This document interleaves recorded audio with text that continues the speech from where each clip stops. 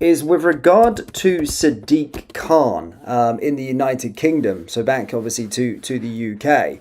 And of course, due to the end of the whole of the end of the Palestine and Israel ceasefire, as we already know about, we've been talking about the end, and obviously Donald Trump brought the end of the situation. However, there is still marches going to be going ahead this weekend. Now, again, I don't know why I even see some sort of lefties posting about it, that they want reparations, they want every single sort of Hamas prisoner or essentially Palestinian that's in Israel completely released, despite the individuals that were, of course, a part of the October 7th massacre.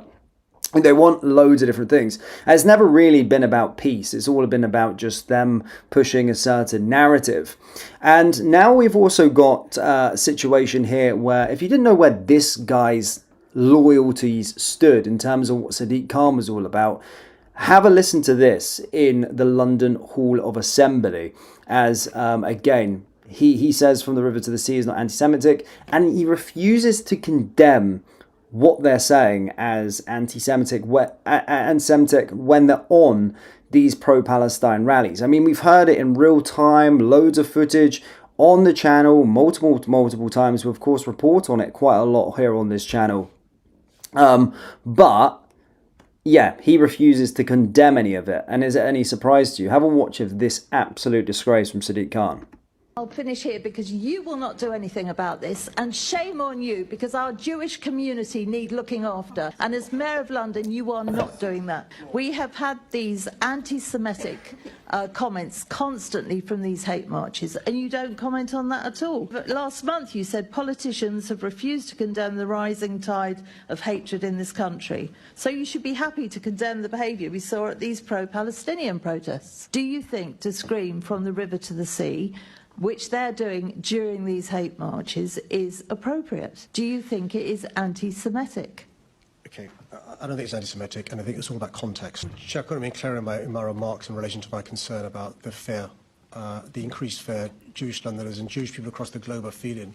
I've gone out of my way since October the 7th, 2023, to reassure Jewish Londoners and Jewish people across the country and across the... But they don't feel reassured. How can they feel reassured? I tell you what, I'll finish here because you will not do anything about this, and shame on you, because our Jewish community need looking after, and as Mayor of London you are not doing that.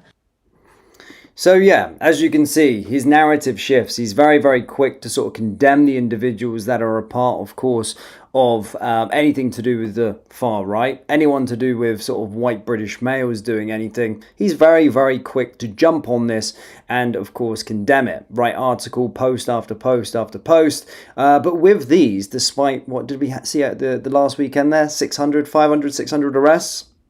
With these, he can't bring his way to condemn it. He can't come out and put a statement out about these individuals because he believes in absolutely everything that they're doing. And again, there, I think Susan just brought up one point there with one saying from the river to the sea, but we've heard loads of the things that they say, and some of it's glorifying terrorism, some of it's, of course, glorifying what Hamas have done and what Hamas did. But he can't come in a way where he can say, no, this is bad. This is bad. He just can't do it. He can't bring himself to do it, which is an absolute disgrace. And I mean, the comments represent it all. Everybody hates him so much, Sadiq Khan. And you can literally tell that as long as you're, it's almost like he doesn't like anything to do with white and British. If you're not white and British, or if you are white and British, or if you're not white and British, you have an agenda, he'll stay silent on it. You can assault as many police officers as you want. There can be crime everywhere, whether it be Notting Hill Carnival, whether it be these pro-Palestine or pro-Hamas hate marches. If it doesn't involve sort of white British males, then he won't condemn it whatsoever. Whatsoever. He has a complete narrative. And it's just what he's like as a person. And I really like Susan, actually, and I like what she's all about. So credit to her and credit for her for calling this BS out. With regard to Sadiq, arrogant little rat he is, horrid man, pure slime Khan. I mean, everybody hates the guy, absolutely detests him. In terms of what he does in London, he The place is an absolute shithole, but there's more marches going to be going ahead this weekend, actually. There's more marches going to be going ahead this weekend, despite the ceasefire already being in place. Now, again, people are entitled, of course, to have freedom of speech and go and protest. And I like the fact that we can go out and protest within the UK. However, I often ask myself what they're actually protesting for now that the ceasefire is here. And I seen a post, I come across a post of one of these marches, and this is what one of the individuals said. They said, even if this new ceasefire agreement holds, so they're like, well, because Trump did it, it's not going to hold. The fight for Palestinian liberation is not over until the occupation and the apartheid are ended, until no Palestinian is starved or malnourished, until the thousands of illegally imprisoned Palestinians are released. They mean the guys that, of course, carried out the attacks on October 7th. And also Gaza being rebuilt. They want Palestinians to have reparations. They want Zionists apparently de-radicalized. And until settler colonialism is ended, until all human beings from the river to the sea live freely and equitably with full human rights and so much more. So they're going to carry on these sort of protests as it goes on and carry on now.